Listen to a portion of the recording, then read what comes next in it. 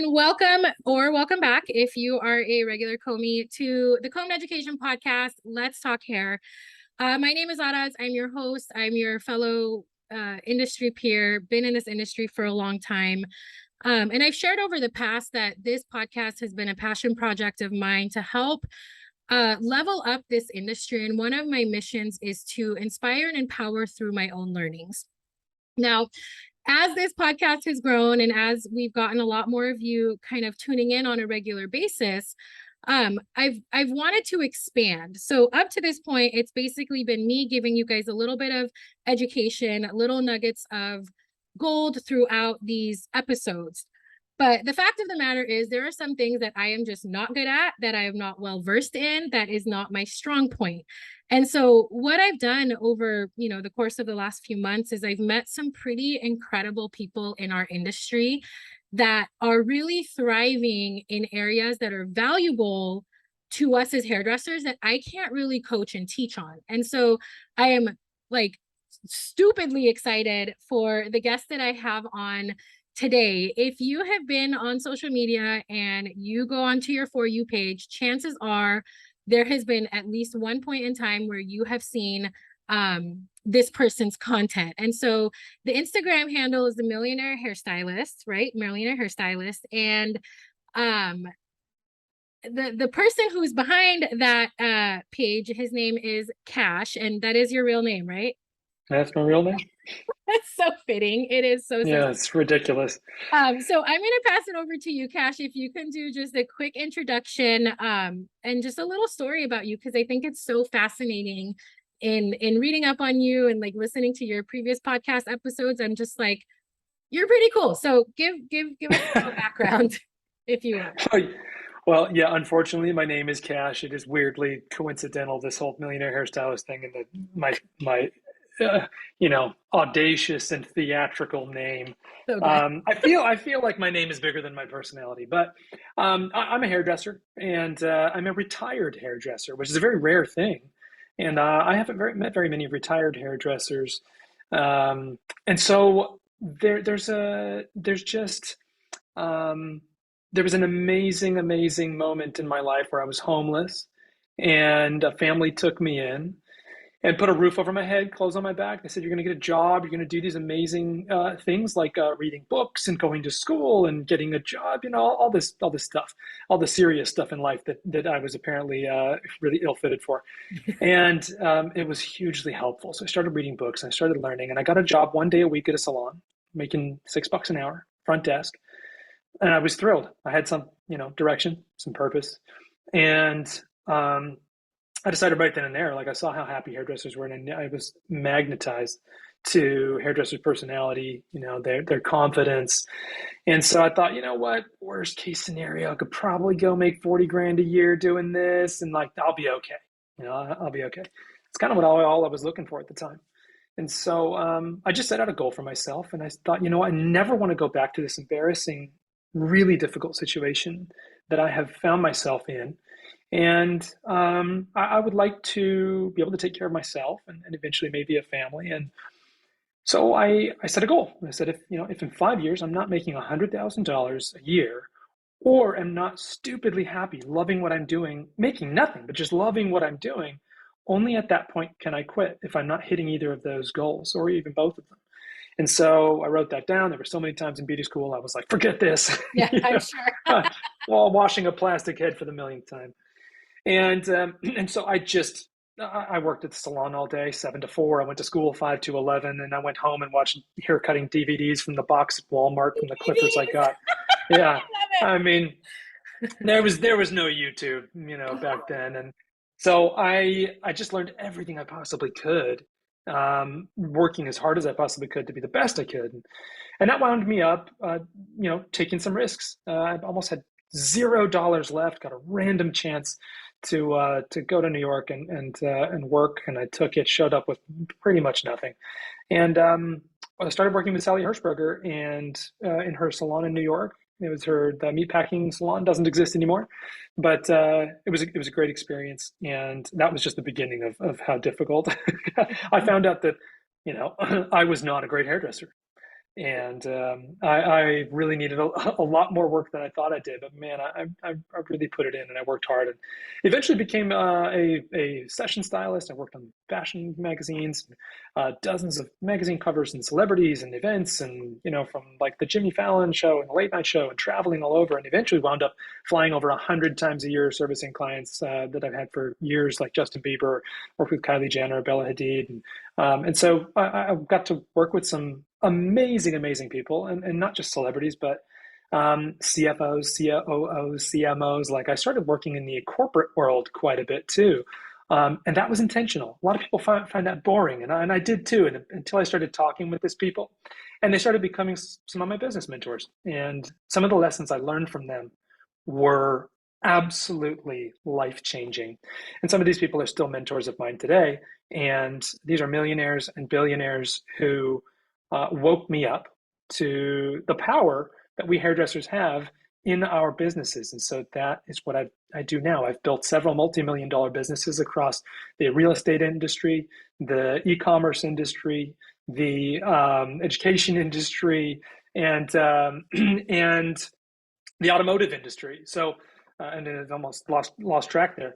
But I found a model. I built a business and turned it into a multi-million-dollar business, and built another one and another one. And I thought, okay, I can do this over and over and over again. There's a system here. There's a model here for doing this. And because of that, I thought, you know what? We hairdressers are so uniquely positioned to take advantage of massive financial success. We just don't know a lot of the things that we have at our fingertips. We're just not aware. Just like I was not aware. And so that's kind of my newest venture, my newest business, the Millionaire Hairstylist, has been so challenging. Mhm. Yet on the other side of that, so rewarding, as I see hairstylists now starting to learn some of the things that I was taught and starting to, flourish in different ways, financially. Yeah, I think it goes back to just finances in general, money management, money consciousness. Not only is it not taught in school, like traditional high school, college, it's definitely, definitely not even glazed over in cosmetology school.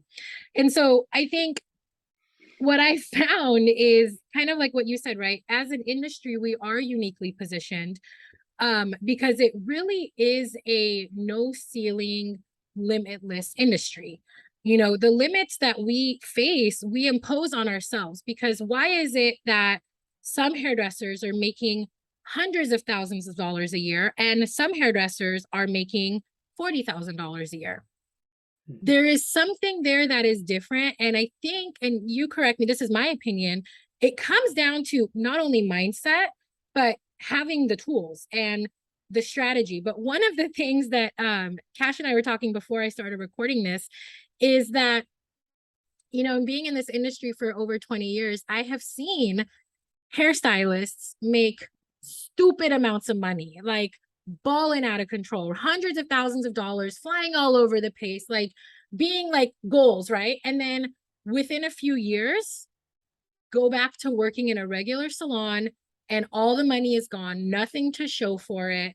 And so one of the reasons I was drawn to what Cash and the Millionaire Hairstylist is talking about is it's not just about making great money behind the chair, but how can you then take that, like you were saying, Cash, and utilize it to get your bigger goals, right? Like, because you can, if you're a hairstylist who's making over six figures right now and you don't have a plan and a strategy, and I don't know what all Cash talks about, but I know there's got to be a plan. If you don't have one, you're going to lose it. Because haven't you seen that, Cash, where like not even just in hairdressers, people get wildly successful and then lose it. Like my dad has been a millionaire 3 times. And Mm. currently in his life, he is living on WIC and Social Security and has nothing. So like Mm.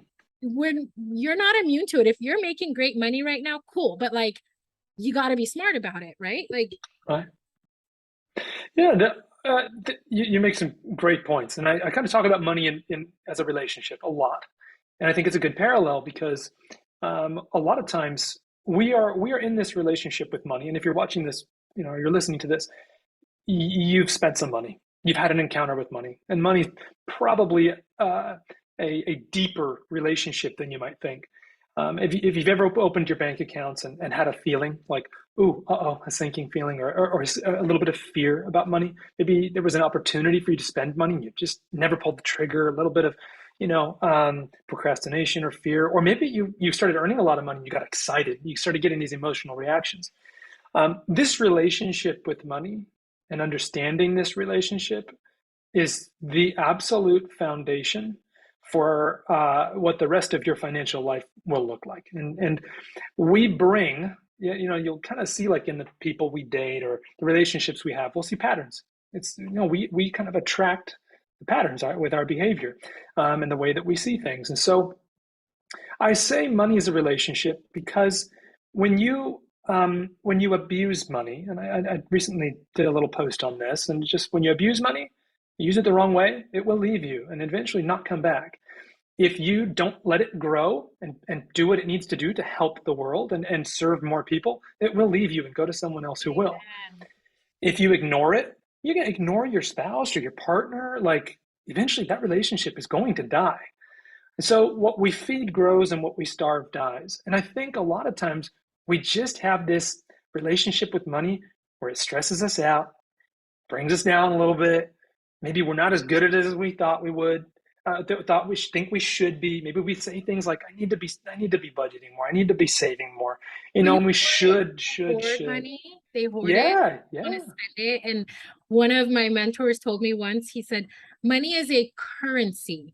Think about it. It is a current. It needs to flow. If you just hoard it and it stays stagnant, there's no flowing happening. And so I was telling Cash earlier, like I'm great at spending money, but I'm also great at making money. So it is a nice flow of currency. It's not just sitting stagnant. Um, yeah, so I love what you said about, yes, it is a relationship and you have to respect it, right? You have to respect your relationship with money and also know, even just be aware of what your relationship with money is, right? Just even yeah, turning that light bulb on of like, oh, I have resistance when I open up my mobile banking app, or, oh shit, I don't, and furthermore, to actually be okay with talking about it. I feel as an industry, whether we're trying to be, what's the word I'm looking for? Like, we're trying to be wholesome or we're trying to be like humble. It's so okay to have big money goals and to claim those big money goals. You speak these things into existence. If I never made a goal to have an over six-figure income, I don't think I would have had it. Right? Like I would have stayed at the 40, 50, but I spoke it and I talked about it and I made those goals. And I think, I don't know if you've seen that in our industry, but people don't talk about, I don't, is it an embarrassment? Is it a humbleness? Is it a, what do you think it is? It's fear. Well, it's for a few reasons. And I've interviewed a lot of hairstylists, a lot, because I did a lot of market research for how I could most serve creative entrepreneurs. And I think one of the common, not I think, one of the common threads was that no one wants to look like an idiot. And so we avoid talking about topics we know we're not amazing at, right? We're so happy and confident to talk about things that we're competent in. But a lot of us feel like we are not competent in finance, economics, business, and investing as hairstylists. And a lot of people could probably talk all day about line graduation, cutting techniques, color theory, formulation. You could probably talk all day about interior design too, as salon owners and things like that. And you could probably talk all day about the food you love, the places you want to go. Those are great things to talk about, and they're amazing. There's nothing wrong talking about those. But I think one of the reasons we avoid this is because of the one, fear. We don't want to seem stupid.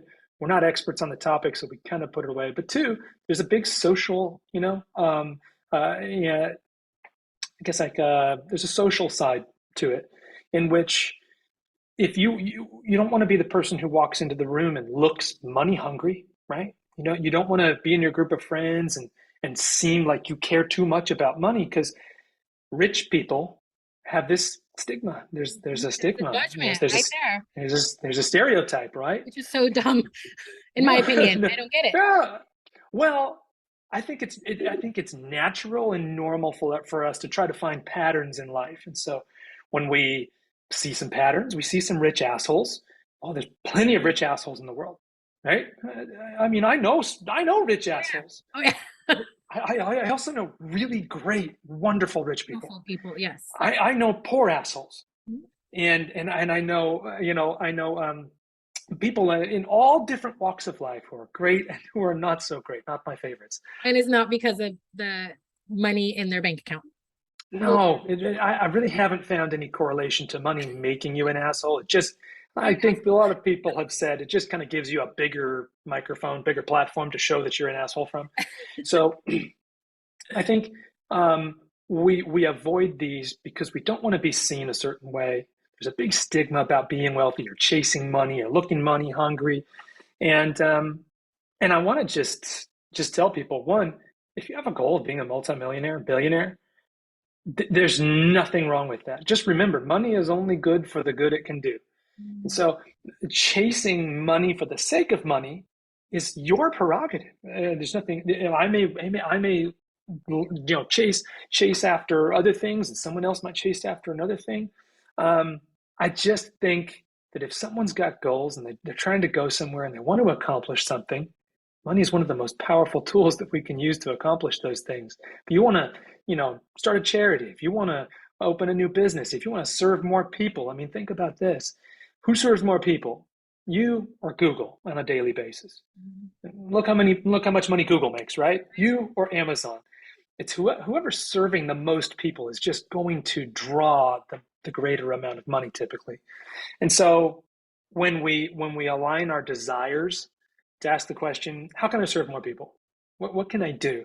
Mhm. Money typically comes to you. Follows. Yeah. People, yeah, it's a weird, it's like a law of the universe or something. I don't know. I I don't have know an it's answer for for sure why that it is. happens, but I think the first place to start though is to one, stop shoulding on yourself. Like I should do this, I should be better with money, I should do that. You don't need that. None of that negative talk is going to help you become any better at anything. It's gonna make No, it worse, no, actually. it will. It You're gonna beat absolutely yourself does. up.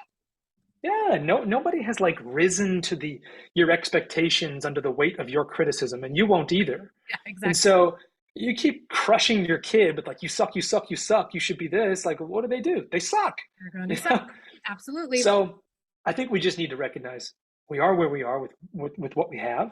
What can I do today that would improve myself? What can I do tomorrow that would improve myself? What can I invest in today that would improve my education? What can I do? What relationship can I enter that would help me make better choices?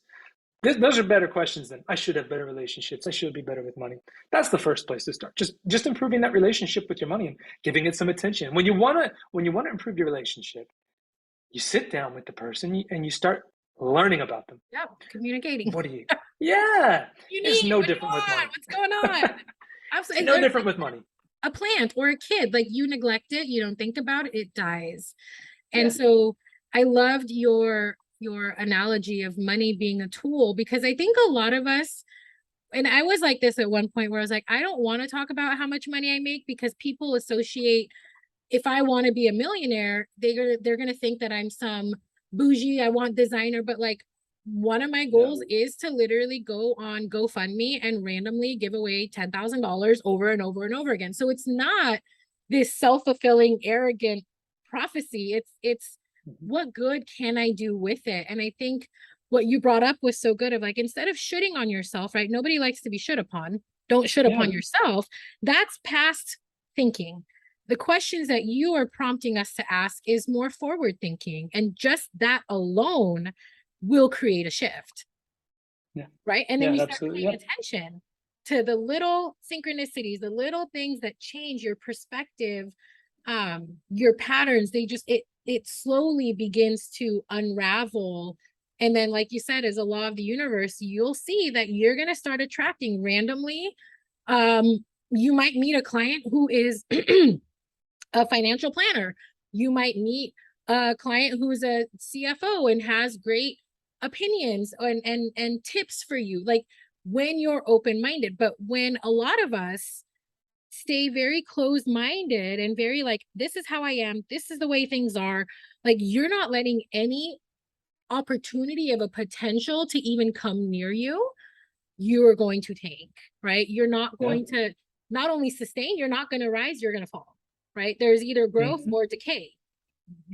There is no coasting, there is no I'm chilling, you're growing or you're not. Yeah, Simple that's as right. Yeah, it's that's very true. it's that way. So I love that you coach on the opportunity of being a millionaire. And I think a lot of us have barely wrapped our minds around being making over $100,000 a year. That holy shit, a million? How am I going to make $1 million cutting and coloring hair? Unless I think Cash like was calculating it, and like after taxes and expenses, you have to make $8,000 a day, 365 days a year. Highly unlikely. So what if you can share I know you have a course on this, which we're going to talk about, but if you can share, like, what is it that can take somebody from 6 to 7 figures, and also some success habits that we can start utilizing now to start shifting the way we look at money, to start wanting to give the opportunity of attracting it. So what do you got?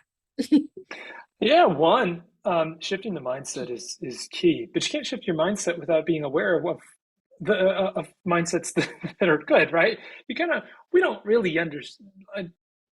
We aren't always fully aware of the bad things we're saying to ourselves and the conclusions we come to in life that are wrong. And so when we believe wrong things, we make bad choices, right? Because we make choices from the things we believe are true. That's ground level. Number one, if you've got to change your mindset about finances and money. Would you When say you a when, lot of this is subconscious, that like it's programming that we have kind of like it's been instilled from our surroundings? And I think it was Dr. Joe Dispenza that said like 80% of the thoughts we think are the same exact thoughts every single day without even knowing it. So would you say it's subconscious, right? Like we have to actually take the time to listen to what are we thinking about? yeah, absolutely. And I think a lot of what we think about money, I would say most of what we think about money comes from our perception and synthesizing the information we see in the world and saying, oh, okay, well, rich person equals asshole. Seen that a few Yeah, times. Okay, asshole that's analogy. just synthesizing information and putting things together, making conclusions that aren't necessarily true. So we always have to be asking, how do I know I'm right about this? And what the easiest thing to conclude is to develop an opinion rather than actually educating ourselves. So we have lots of opinions about money, but you can't cut someone's hair with opinions on how to cut hair. You have to go learn how to do it, right? Amen. You can't color someone's hair with your opinions. You can say, I don't like that hair color, but you Oh, can't I make wish I any money could. doing it. Yeah, yeah, because I know we got a lot of You opinions. got a lot. I Uh, got a lot. yeah, and at a certain point, once you've established enough authority in your career, maybe you can make some money off your opinions Yeah. by sharing those. But This is why I have a I podcast, Kat. I'm just kidding. I'm just kidding. yeah. Eventually, if your opinions don't produce results for people, though, you're going Right? to lose that audience, right? Yeah, it will So be gone. we have to um, we have to address the way we think. But the way that I was able to do that is through learning and relearning money, because I wasn't raised wealthy. I didn't know much about money. I actually didn't know anything about money, and I was about as bad as you could get with it because I was literally homeless. I mean, smelling like piss, washing my clothes in a gym sink, for 3 months in Portland, Oregon, and that might be cool nowadays. I think we call that, Yeah. you know, God knows what's hip, trending. hipster, but I don't know about the smelling like piss though. That's a little. yeah. Didn't work for me, I can tell you that. So the first place I started was with education. If we don't learn about the way the world really works, the way money really works, the way the economy really works, then we don't know what decisions to make. And so it leaves us in this position of needing advice from people. And the number one question I get asked on Instagram or through DMs or on YouTube or whatever is now a good time to invest in X? Should I invest in this? What should I do with my money? I've never been very good with it. This is an advice seeking mindset. And I was in this mindset. I wanted advice from these mentors. I wanted them to tell me what to do with my money. And one of these people, said something that says, you know what, you've got this advice-seeking mindset. You're looking for answers from someone else, but what that does is it puts them in a power position over you, right? So that's just And when then you someone gives you also blame advice, them when their advice yeah, doesn't work out. Like Cash told me to yeah, invest in this and I did and it tanked. But like yeah, that's not being yeah, responsible. That is so easily being able to be a victim and putting it on somebody else, which is like yeah. detrimental. And it's also just the fast and easy track. You just want the fast and easy result. Tell me what to do, and and inevitably you tell people what to do, and they still don't do it. So don't waste your breath giving Absolutely. advice. Yeah. Instead, they said have shift that advice-seeking mindset to an education mindset. You want to learn how to make your own choices, and you have the power to go and make good choices over and over and over again for yourself. That way, you don't need me. You don't need my advice. You don't need, to rely on me. And what if I'm wrong? I don't know you. You know you better than Right. anyone else. And So, I don't know your circumstances. I don't know what you're working with. I don't know your programs.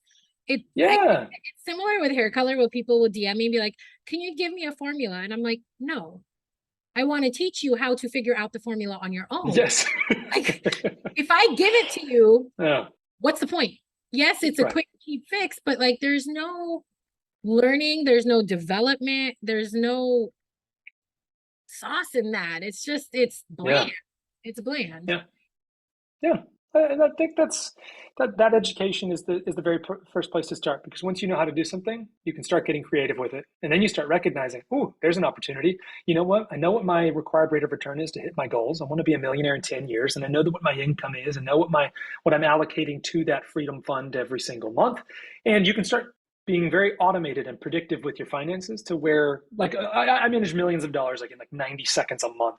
It's a lot of it is automated, right? And But it so takes when how you long start, and how much learning to oh get yeah, there, right? yeah, You're not going to just wake up tomorrow morning and be like, Cash said I can automate this. So no, there's levels to this shit, guys. yeah, there is. And it just, with your personal finances, the place you start is, if you can't manage small amounts of money, don't even think about managing large amounts of money. If you It can't just manage means, $10,000 a month, you're not going to manage right. $100,000 a month. You can't. And the world typically knows that, right? Someone wins the lottery, they get millions of dollars, it's gone pretty quickly, right? The universe, whatever you want to call it, it just knows, you don't know how to treat me. I'm out of here, right? I'm Money out. knows Yep. that. Yep. Yeah.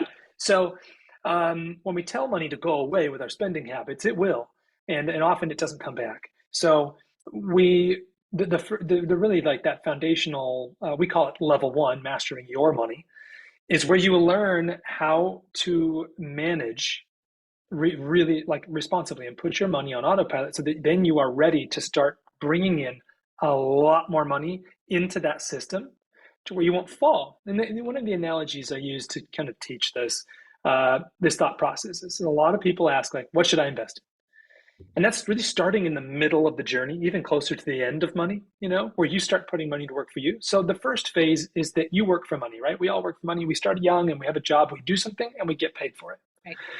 This is the highest taxed money you can earn. It requires your time and your sweat. It's Earning money is the least desirable method, but you got to learn how to work for money, Right. because if you don't have any, you can't put it to work, right? The second phase is when you start working with money. This is phase number two. It's called growth assets. This is when you are still working for money. You're still earning income. You still got money coming in. And you start taking some of that money and you start putting it to work alongside you, just like an assistant. And now you've got somebody doing your blow dries, basically, right? It's not saving you a ton of time, but you've got It's helping. another form of income. Yeah. So, and it's nothing you can retire on, but now it's working with you in growth assets. So it's multiplying through compounding, it's cash flowing, it's growing in value, and you're doing that as you work. The money that you're earning from both of those now compounds and grows at a much faster rate, because you have cash flow from your job, provides durability to your financial life. You've got growth assets. And growth asset is something we teach in the course. It's just something that you own or control that grows in value, and puts money in your pocket. You own these things, you buy these things with your money, and they start producing results. And the final phase is getting money to work for you, which is passive income. Passive income, a lot of people want to jump straight from earning to Oh yeah. passive. How can I get to passive income? Well, I mean, if you only have $10,000 to your name, you put $10,000 to work, it's like putting someone's pinky finger to work. Mhm. It's not going to do a whole lot for you, right? You might make $40, $50 a month or something. Woo! But yeah, but when you really concentrate on phase one, working for money, maximizing your earned income. Then moving to phase two, while you've maximized your earned income, you funnel your earned income into your growth assets. Your growth assets and your earned income are working together, speeding up the growth of your wealth. Then you allocate your money to passive income sources, and that is what creates financial freedom. It's a three-step model. This is exactly how millionaires and billionaires got to where they are, right? You And know, and it's sorry, go ahead. no, go ahead. No, I was gonna say when you say passive income, it is such a overused phrase in not only our industry, but just in our world today. And I think what people view as passive income versus what passive income really is are two completely different things. Passive income is not, you know, Not a side hustle. yeah, it's not your side hustle. It's not your little MLM business. It's not like passive income is I think this is my goal for passive income where I don't have to trade my time for money and I can sustain the life that I want for myself with this passive income. It's not my extra, $500 or $1,000 a month. It's actually more than what I could have created on my own trading my time for money. Is that pretty accurate? Yeah, there's two ways to look at passive income. There's the IRS way, and there's certain material participation. There's a level of participation you can take in any investment or a business that the IRS would qualify as passive income. I'm not an attorney or a CPA or an RIA, so I'm not defining those things. I'm not going to take that risk. I'll let those people do that. But the IRS defines it a certain way, right? And the way that they define it is how they limit your material participation in something. You're not allowed to sweat for it if it's truly passive. Now, the way that we talk about it at the Millionaire Hairstylist is that passive income is cash, actual money, not equity growth in like a house or something that grew in value. Cash that comes to you with very little time or effort, any of your time or effort having much to do with how much it's paying you, right? So it's passive. You're not doing much. Now, if you have something that you spend a few hours a week on, and it's in your free time, or you spend a few hours a month, we would call that pretty dang passive. Right. You don't have to be doing absolutely nothing because if you've got money out there working for you and you're never paying attention to check on it. yeah, probably not a great idea. So, but it just it shouldn't be dependent on your effort and you adding more and your time and your sweat and your genius, whatever.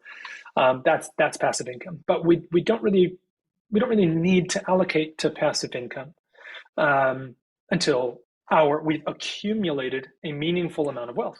So we want to get into that wealth accumulation phase. Passive income is more in our wealth preservation phase. So and that's where the point the at which you kind of generational wealth is created. That is where you can make sure your kids and your grandkids are good. That's through that. But what I'm hearing, and just from what I've seen, is what you have available for us right now is this phase one foundational.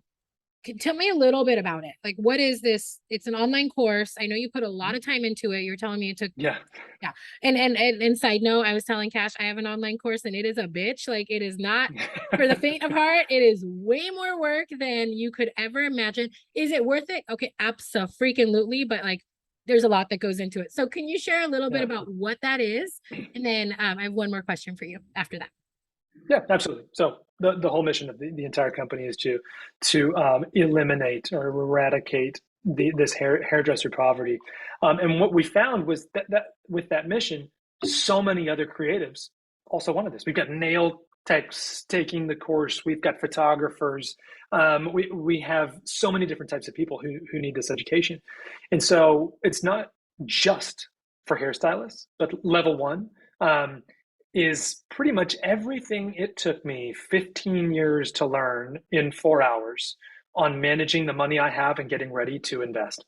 It's removing all of the anxiety from your financial management, putting systems in place that manage your money so that you can know that what you're doing with your money is going to get you to your goal at your expected goal date, at your expected goal net worth and target passive income. And so when you put a system to this, it's kind of like cutting hair. When you know how to section it out, you know how to elevate it. And so now you can create a result. in the future. An hour later, you have a haircut. It's very similar. It's the blueprint for managing your money and doing it like millionaires and billionaires do, not budgeting, not saving money until you have a little bucket of money Not that you gonna hope save you're. yourself to Yeah, retirement, guys. It's not gonna yeah, happen unless you literally spend no money and you save every single, and even then it's gonna take you decades. No, it's not worth it. In yeah. my No, it's opinion. not worth it. So the course is laid out because I wanted to start in the middle. I wanted to start right away with, well, how do I get money working for me? We laid the course out in 3 phases because we knew that the big mistake that hairstylists are making is that they want to go straight from earning money to getting money to work for them without even learning about how money works. Yeah, there's You know, levels to this shit. yeah, there's levels. Exactly. You don't want to try to perform the Sassoon Bob until you understand how to cut a straight line, right? Right. And So, I think for our industry and where we're at now, I think this post-COVID, I mean, it's kind of delayed, but it is this post-COVID industry where so many of us, so many hairdressers left these big corporate salons, and now you're in a salon suite. So not only do you have to figure out how to build your business and get clients in and make sure your retention rate is good, but now like you are your quote unquote own boss. So you have to understand that now is the time to build these successful habits and learn these processes and learn these strategies and implement them so that you're not 40 years into your career and your career tanks. Like, depending on where you're at, I'm sure your course will help anybody. But I think there's so many of us in salon suites right now who are so new to this business ownership that this is when you have to seek as much education as possible so that you don't build a faulty foundation that 10, 20, 30 years down the line will come crumbling down. You build a solid foundation now, you're going to thank yourself in 10, 20, 30 years. But if you don't, you're fucked. I'm sorry, but like it's happened too many times. It will happen to you, right? yep. Yeah, no, you're dead on. You're dead on. The With love, foundation is guys. the But critical this is thing. all with Yeah, love here, okay? It's gentle, yeah. a little harsh, but it's for real. And I've seen it happen to too many people that I know. And with the power and the availability of social media and these classes to be online, like it's a no-brainer to invest in yourself. And to those of you who are struggling with money, what I said earlier, what Cash was saying, you have to use it, right? So if you're struggling with money, that is a clear indication that you have to invest in yourself. That's how I look at it. Like if $400 or $500 or $1,000 seems too much, you have to, right? That's what it was for me. I remember like there was years ago when there was this course and seminar and it was $1,000. And I was like, I can't afford that. And the girl was like, then you have to do it. It's like, what are you talking about? And I was so mad at her. I was like, F you. Like, you don't know my situation. And she goes, no, trust me, you have to. And by fucking God, she was right. She was Yeah, right. yeah. But I think that a lot of people think that they're spending a lot of money on certain things that it's you're not even touching the surface with investing in yourself. I know that I used to think like I'd purchase a course or something like that, and I'd spend $400 or $500 or maybe even 1,000, and go, gosh, oh, I'm really investing in myself. And when you do spend that kind of money, you do get this thing. You start going, you start like looking for the gems and the Yes. diamonds and the things you can put to work. So it's important that you're invested in that education because you put in more effort. But I'm in a $20,000 class right now to learn one tiny little economic principle. One little thing, $20,000 for one class, and I didn't really realize a long time ago that oh my gosh, I was I was really holding myself back by penny pinching with my education. I have never regretted taking a course because I Never. sucked the value out of every single thing I learned, every mentor I've paid, coach I've paid, class I've taken. I take every morsel of And information I absorb possibly it. can. And especially with online courses, like when I talk to hairdressers, like, I don't like online courses. I'm like, you are insane. You have that at your fingertips, typically for Yeah. extended period of time. I know with the fundamentals, it's lifetime access. I don't know with yours if you have lifetime access or it's Yeah. a Yeah, Yeah, so you can go absolutely. back Yeah. and rewatch over and over and over and consume it and lick it and like just let it be a part of you. That the Hmm. idea of I don't like online education, I'm like, wait, it's 2022. What do you mean you don't like online education?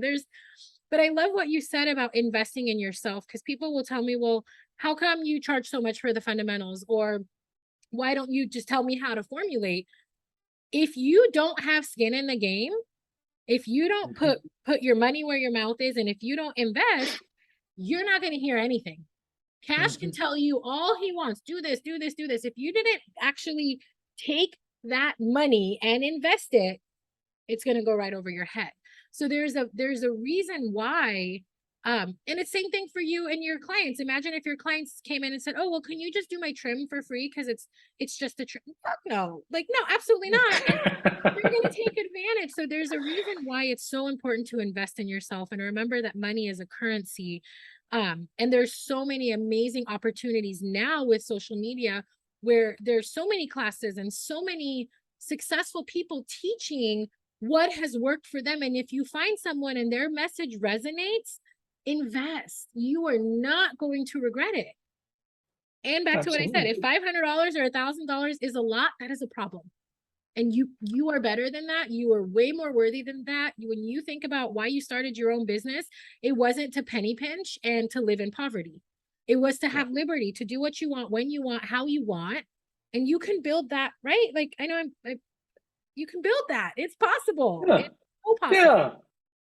Yeah, you're right. If you've got the mindset of, obviously you have to ask the question, is this teacher a hack? Are they reputable? Am I going to get value from this? Is it going to be helpful to me? And those are all things that we we ask anytime we engage anything. If we buy something, is it quality? Those are good things to ask, and you do your research and find out if the person you're listening to is qualified and a good source of information. So when it comes to what you were saying, this mindset of investing ourselves, if we feel that $500 is sort of like this is very expensive for me, or this is tough for me. Um, there is probably no better investment at that point at which you could make that would be better for you. There will be no higher return because if you haven't mastered small amounts of money, if you haven't done that, taking that $500 and investing it in the stock market or into a real estate investment trust or giving it to an RIA or some guy that makes 80 grand a year who's going to tell you what you should do to become a millionaire, but he He's or she is not even themselves, right? That's probably the worst thing, that people could do with small amounts of money. Like if you've got small amounts of money, that do exactly what I did. I met with mentors. I offered to pay for time. I offered my services in exchange and barter for advice and learning. And I think a lot of us hairstylists were like, you got to pay me, and there's no other currency that's worth anything. I don't barter. You got to pay my price. I there's didn't have that approach. value in exchanging Yeah, I just services. didn't take that approach. Yeah, yeah. And so I did a post that was like, "Hey, I exchanged my service in exchange for wisdom and advice," and that worked out very well for me.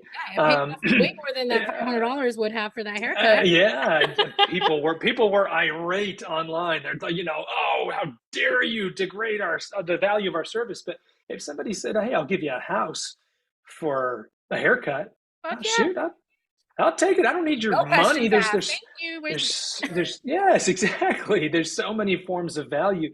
You just need to be able to have that open mindset to look for that value in exchange. And so I'm all for bartering wisdom for my service when I was a hairstylist. So if you have a client that's a multimillionaire, billionaire, and you want some advice, you just say, I'd love to spend some time with you. You may not. You know what? There was very one, maybe just one instance where someone actually took me up on the free right? I thing. was just gonna They'll, say because I have some clients who are super like they're these women and they're CEOs and they're like, oh my God, you were my goals, right? And I've yeah, told them before, like I've gotten so much value in our appointment. I'm like, I'm not even gonna charge you for this. And they're like, are you yeah, kidding me? And they tip me even more. So it's like yeah.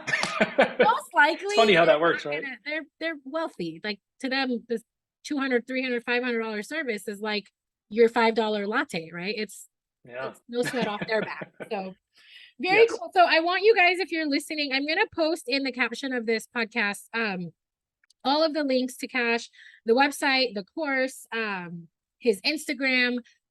Give him a follow because there's little doses of like, oh shit, that's good. Or like, oh, I didn't think about it that way. And so I want you guys to definitely take a look if you haven't already. And then the last one thing that I have for you, you did a reel on this, and I want to just hear it in person really quickly. You can kind of scoot through it. 6 success habits. You had done this reel. I don't know if you remember them off the top of your head, but what are just No way. it's okay. A few habits that we can start doing now. I mean, we already covered so much, right? Have an open mind, understand that money is a currency, invest in your education, be willing to barter for wisdom. Like there's so much, but off the top of your head, what are some instant things that when these people, whoever's listening, when you're done listening, that you're going to feel a little bit more empowered, you're going to feel a little bit more inspired, a little bit more like, okay, I can do this. So, Oh, yeah. I mean, oh yeah, we've talked about several of them. Some of these mindsets are: one, you got to speak kindly to yourself. That you just got to start doing that. Stop, speaking negatively to yourself. That's critical. Successful people have good conversations with themselves a lot of times. Obviously, we have like successful people have high standards. They demand a lot from themselves, but demanding a lot from yourself doesn't mean talking crap to yourself. That's a very different thing. You can have high expectations and high standards, and that does not require you to beat yourself up. That's the first place to start. So, second, have an open mind. Understand that you're probably wrong about a lot of things you believe in life, I love particularly that. about money, Uh-huh. right? And I am too. I tell one of my basically vice president who oversees a lot of our companies. I tell him, always question me and ask, how do you know you're right?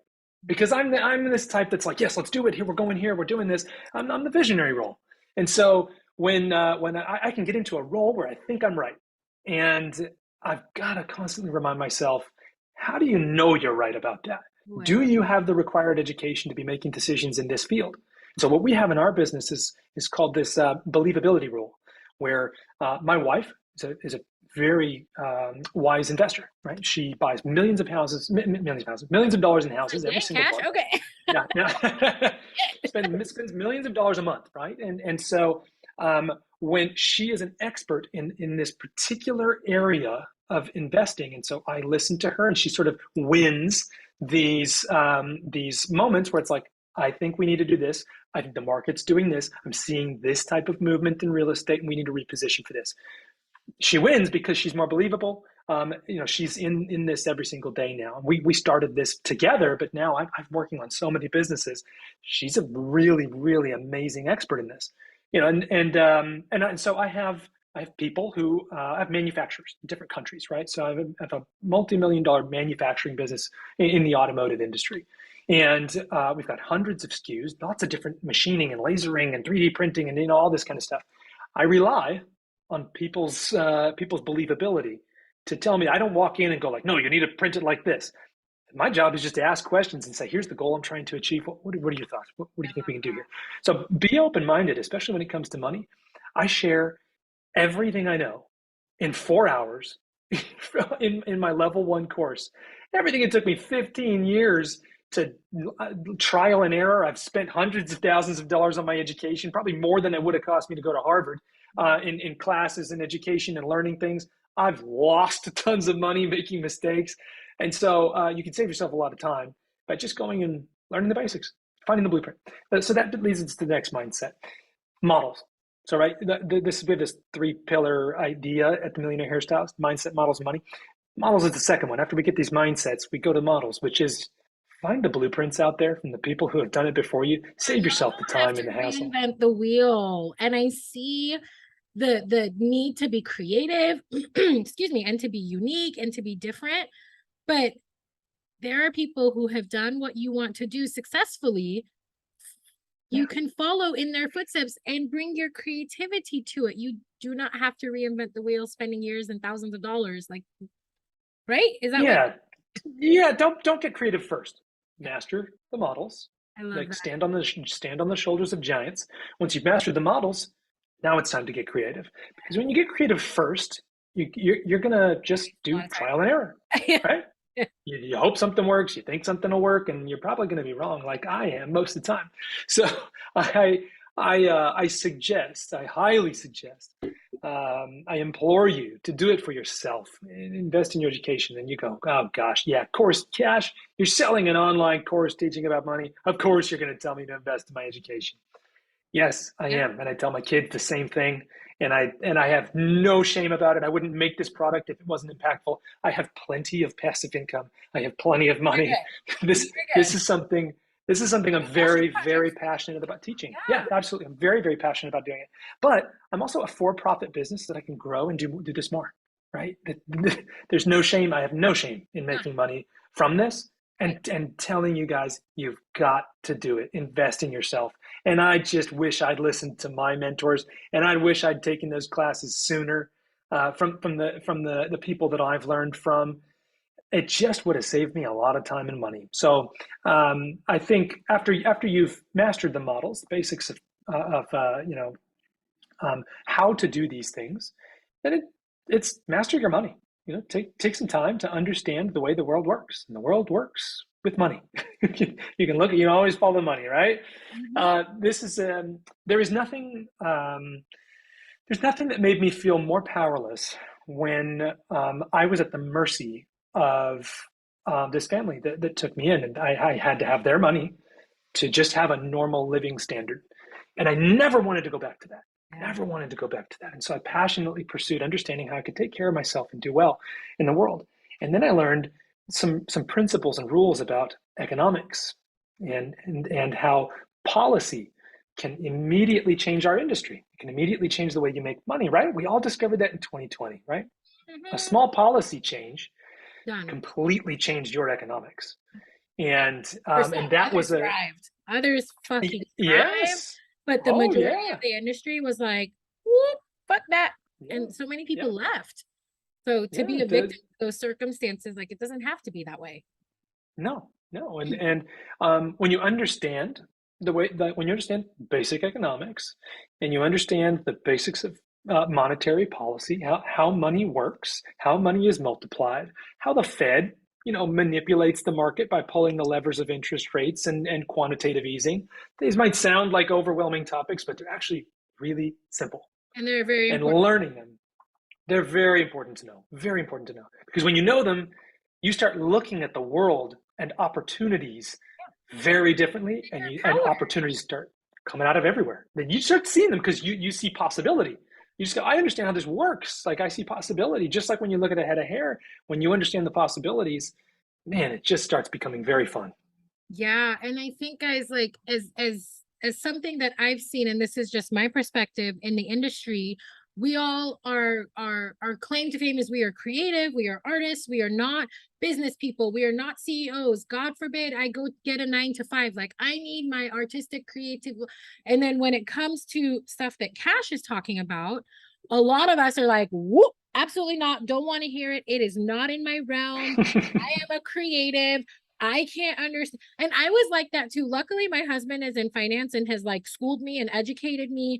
And it's not as overwhelming as it sounds. These are really big words for us creatives, but it's the way the world works. So if you want to be a successful person, hairstylist, whatever, if you have to, it's not even a, oh, maybe one day. No, like you have to understand these things at least to some degree if you don't want to be a washed out hairdresser, or if you don't want to be 90 and never retire, like Cash said at the top of this episode. How many hairdressers do you know that are retired comfortably in the state that they wanted to retire in?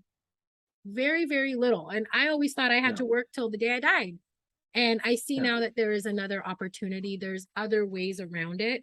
And so the completely unsolicited advice, the reason I brought Cash on is because he understands this shit way more than I could ever imagine at this state that I'm at now.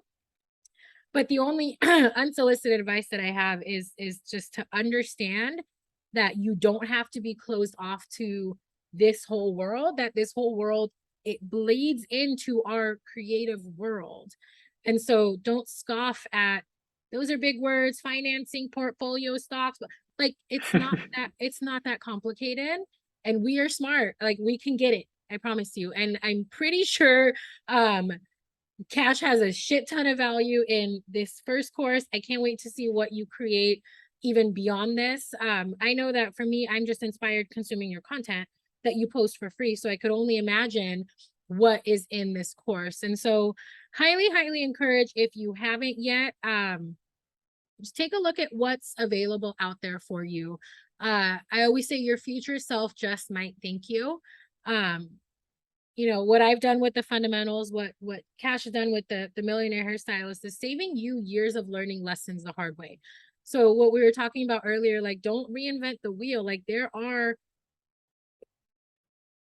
resources out there that's going to save you those years. And then you're educated, you're informed, and then you can make an informed decision instead of banking on somebody else on the internet giving you advice. Same thing with hair color. I always say, don't ask the internet for advice. Learn it on your own so that you're empowered to make these choices, and even more so with money. So with that, I know you got to go. I just want to just say thank you so much, Cash. We have never met. I randomly shot my shot on Instagram. I was like, hey, love your content. Do you want to come on my podcast? And you agreed. And I'm just so grateful, because I think there was so many nuggets of gold here for me. So I can only imagine how much is going to be impactful for those of you that are listening. I hope that this was as valuable for you as it was for me, because I think money is so important, and I think we need to take away the taboo of money and make it part of our conversations. It's okay. So with that, Cash, I want to say thank you. I don't know if you want to close it out with anything, but I appreciate you. Thank you. You did a fantastic job closing it out. I think this is really fun. Thank you so much for having me. And letting me talk about, the topic I'm crazily addicted to, which is just growing and understanding how the world works and how money works, how business works. And I think if we hairstylists can shed this identity that because we're artists, we can't be good with money, or we can't be good with business, or we can't be good at that, and shed this sort of polar view on the world, that if we're one thing, we can't be another, then I think we'll have the open mind to really make some change in the industry. Because this industry, I'll leave you with this: hairstylists are uniquely positioned over so many other careers for massive financial success. And there's really three big reasons why that we can take advantage of. And that's one, our time. We have flexibility and control over our time a lot of times. And where if you're a fireman, you don't get that, right?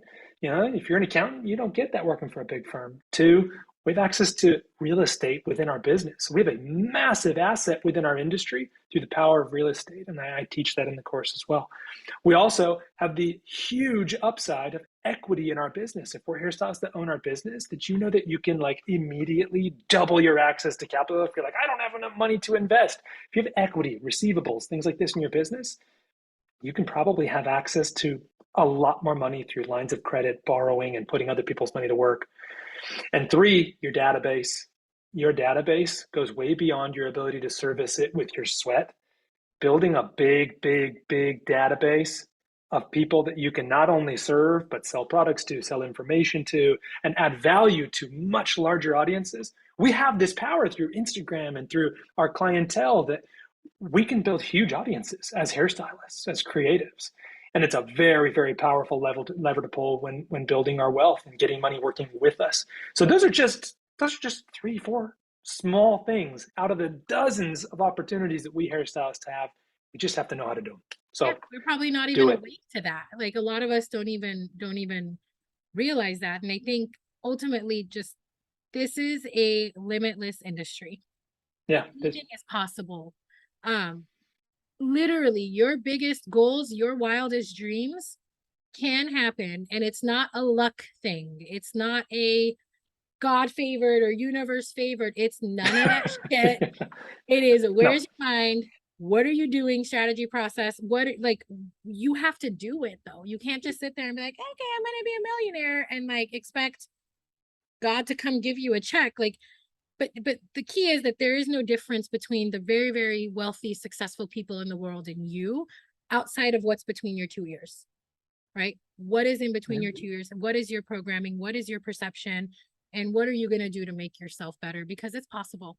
It is absolutely Mhm. possible. With that, Cash, I appreciate you. Thank you for everyone who's listening. Just make sure to check at the bottom of the caption of this podcast. I will put all of Cash's resources on there. And until next time, thank you. Thank you, Cash. I appreciate you. Thanks, guys. Bye.